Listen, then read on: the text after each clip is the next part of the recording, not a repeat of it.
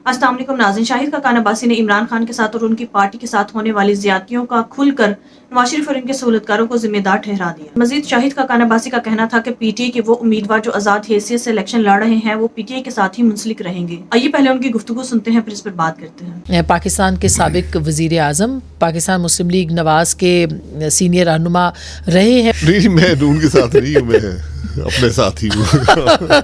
यही तो इसीलिए मैंने कहा कि क्या कहें। लेकिन भाई साहब, इलेक्शन आप नहीं लड़ रहे, आपको अफसोस हो रहा है कि आप इलेक्शन नहीं लड़ रहे? नहीं, मुझे हर गुजरते दिन के साथ अपने फैसले पर ज़्यादा मजबूती नज़र आती है कि दुरुस्त फैसला किया है। ये एहतजाज है आपका अपनी जमात के खिलाफ, इलेक्शंस के खिलाफ, या खुद से एहतजाज कर रहे हैं आप?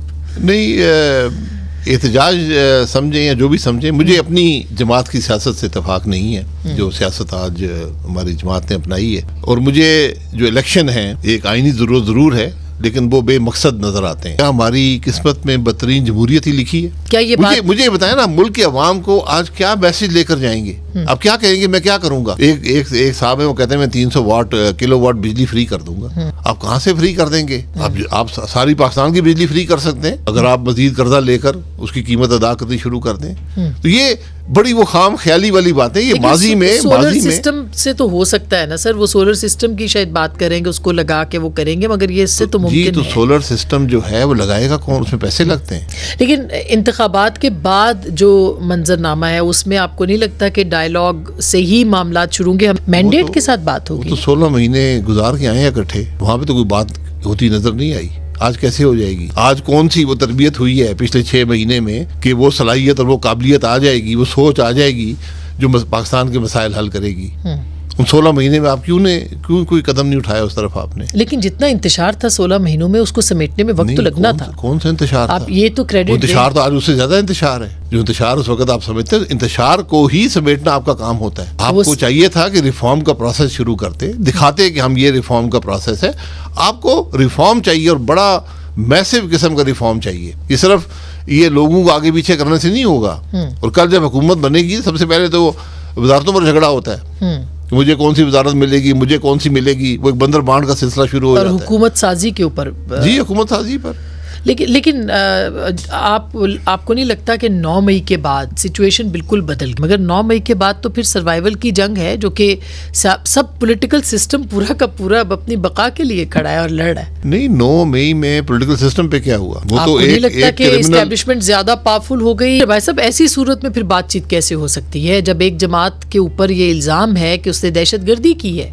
ऐसी सूरत में कैसे बातचीत हो सकती लोगों पे है? और ये जो एहतसाब का अमल है, आप इससे मुतमईन है? जो इमरान खान साहब के खिलाफ मुख्तलिफ केसेस हैं, उससे आप मुतमईन है कि ठीक कार्रवाई चल रही है? आप केस बनाएं, फिर मैं कहूँगा प्रोसिक्यूट करें ना। मैं तो आपके सामने तकरीबन 25 साल का नैब का तजर्बा मौजूद है, जिसमें हर केस जाली निकला है। मियाँ साहब के आए हुए तकरीबन कोई 100 से ज़्यादा दिन हो गए हैं। क्या आपको लगता है कि पाकिस्तान मुस्लिम लीग नवाज की सियासत में कोई फ़र्क पड़ा है? मसलन कैंपेन बहुत देर से शुरू की गई है, मंशूर अभी तक नहीं आया है। देखिए, मंशूर आप सब जमातों के पढ़ लें, एक ही जैसे हैं। बल्कि मेरा ख्याल है एक ही बना लिया करें, उसके ऊपर वो नाम वगैरह तब्दील कर लिया करें तो बेहतर होगा। क्योंकि मैं हकीकत से कहता हूँ, वो सोच नजर नहीं आती जो मुल्क के मसाइल हल कर सके। तो फिर PMLN क्यों मंशूर? अभी आपके ख्याल में वो क्या, उनका बयानिया क्या है? मैं तो अभी भी आज भी सुन रही थी मियाँ साहब को, और बावजूद इसके कि उन्होंने बहुत सफर किया है, बहुत ज्यादा किया है, लेकिन मुझे क्यों निकाला ही है उनका इस वक्त बयानिया? मैं ये कह रहा हूँ ना, आज बयानिया है नहीं, किसी कहने को है नहीं किसी के पास। और ये सबसे तशवीशनाक बात ये है कि आप कुछ कह नहीं सकते कि हम आके करेंगे क्या।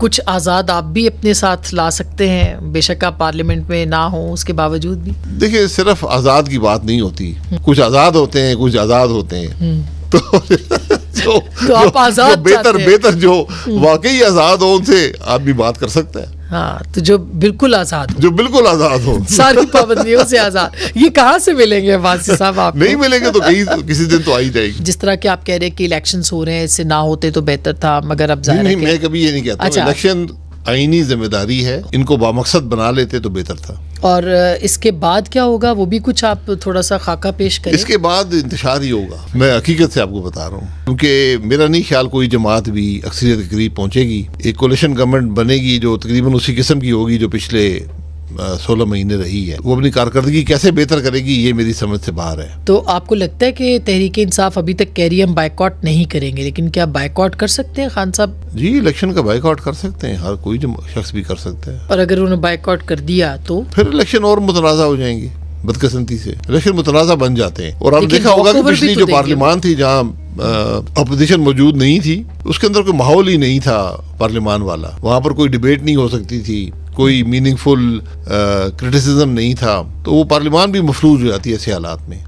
تو اپوزیشن کا ہونا بڑا ضروری ہوتا ہے۔ تو اگر اپوزیشن میں اب تو ظاہر ہے کہ سارے آزاد امیدوار ہوں گے نا، اور سب کی نظر بھی ہے کہ وہ آزاد امیدواروں کو اپنی طرف شامل کریں، جیسے پیپلز پارٹی یہ کہہ رہی ہے، جیسے پی ایم ایل این کی نظریں، تو آپ کو کیا لگتا ہے کہ پلڑا کس کی طرف ہوگا زیادہ آزاد امیدواروں کا؟ دیکھیں ایک تو وہ لوگ ہوں گے جو پی ٹی آئی کی ٹکٹ بھی جیتے ہوں گے، جن کو پارٹی نے ٹکٹ اوارڈ کیا، لیکن چونکہ ان کے سمبلز فرق ہیں تو وہ ٹیکنیکلی آزاد بھی کنسیڈر ہو سکتے ہیں۔ حالانکہ میں آج کچھ پڑھ رہا تھا کہ کچھ ایکسپرٹس نے کہا کہ نہیں وہ آزاد نہیں ہوتے، انہوں نے اپنے فارم سے لکھا ہوتا ہے میں پی ٹی آئی کا کینڈیڈیٹ ہوں، اور شاید انہوں نے کوئی حلف بھی اٹھوا رہے ہیں لوگوں سے قرآن شریف پہ، تو وہ ان پہ ایک مورل پریشر بھی آ جائے گا۔ اس کے علاوہ جو لوگ آزاد ہوتے ہیں وہ بدقسمتی سے کوئی ہارس ٹریڈنگ کی نظر ہو جاتے ہیں۔ آپ کو لگتا نہیں ہے کہ خیبر پختونخوا میں تو کسی طرح سے پھر بھی بہت ایکٹیویٹی ہے تحریک انصاف کی، لیکن پنجاب میں ان کے لوگ نکل بھی نہیں رہے، اور ظاہر دباؤ تو ہے ہی ہے؟ یہ دباؤ والی جو بات ہے جی، یہ دباؤ والی باتیں مناسب نہیں ہیں، یہ الیکشن کو متنازع کر دیں گی، یہ چیزیں ختم ہونی چاہیے۔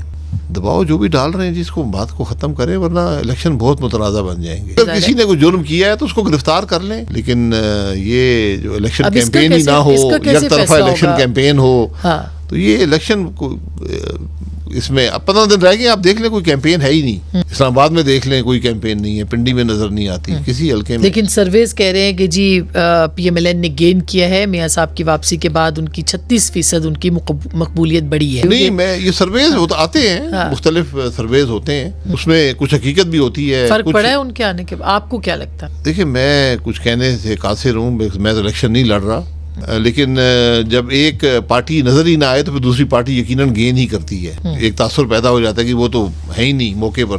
جب امیدوار نظر نہیں آئیں گے تو پھر ان کا ورکر بھی مایوس ہوتا ہے، ووٹر بھی مایوس ہوتا ہے۔ بہرحال لیکن اس سے سارے عمل سے الیکشن متنازع ہو جاتے ہیں بدقسمتی سے۔ ناظرین، آج شاہد خاقان عباسی نے نون لیگ سے اپنی راہیں جدا کر لی۔ اس کے پیچھے ایک ہی وجہ ہے کہ نون لیگ میں شاہد خاقان عباسی جیسے غیرت مند کچھ لوگ ہی موجود تھے جو یہ سمجھتے ہیں کہ نواز شریف غیر قانونی اور غیر آئینی طور پر اس ملک پر مسلط ہونے کی کوشش کر رہا ہے، اور یہ سیاست اچھی نہیں ہے۔ لہٰذا شاہد خاقان عباسی بھی ایسی گھٹیا سیاست کو اچھا نہیں سمجھتے، اور جس طرح سے الیکشنز کروائے جا رہے ہیں، نواز شریف کو زبردستی اس ملک پر مسلط کرنے کی بھرپور کوشش کی جا رہی ہے، اسی لیے شاہد خاقان عباسی نے نون لیگ سے علیحدگی اختیار کر لی اور اس بار وہ الیکشنز میں بھی حصہ نہیں لے رہے۔ شاہد خاقان عباسی کا کہنا تھا کہ یہ الیکشنز بے معنی ہیں، ان الیکشنز کی وجہ سے ملک میں انتشار پیدا ہوگا، کیونکہ ملک کی سب سے بڑی پارٹی کو نکر میں لگانے کی بھرپور کوشش کی جا رہی ہے۔ پہلے پی ٹی آئی کا انتخابی نشان بلہ ان سے چھین لیا گیا، اور اب پی ٹی آئی کو کمپین کرنے کی بھی اجازت نہیں دی جا رہی۔ اب نون لیگ اور پیپلز پارٹی کی نگاہیں پی ٹی آئی کے آزاد امیدواروں پہ ہے۔ پی ٹی آئی کے امیدوار جو آزاد حیثیت سے لڑ رہے ہیں، اب ان کا یہ ذہن ہے کہ ان امیدواروں کو ہارس ٹریڈنگ کر کے یا کسی بھی بات کا لالچ دے کر خرید لیں گے۔ لیکن شاہد خاقان عباسی کا بھی یہی کہنا ہے کہ وہ امیدوار جو آزاد حیثیت سے پی ٹی آئی کی طرف سے لڑ رہے ہیں، اس کا یہی مطلب ہے کہ وہ پی ٹی آئی کے ساتھ ہی منسلک رہیں گے،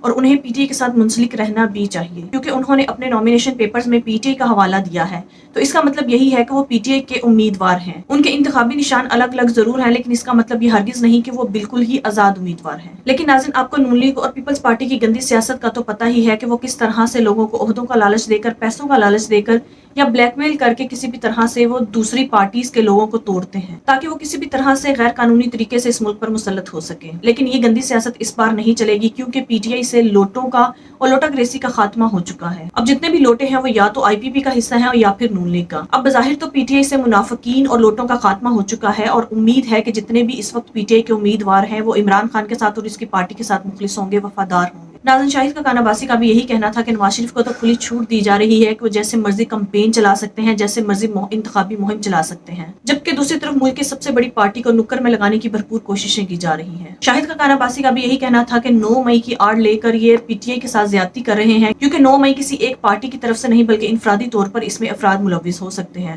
ناظرین، آپ کی اس بارے میں کیا رائے ہے؟ کامنٹ میں ضرور بتائیے گا۔ اگلی ویڈیو میں ملتے ہیں، تب تک کے لیے اللہ حافظ۔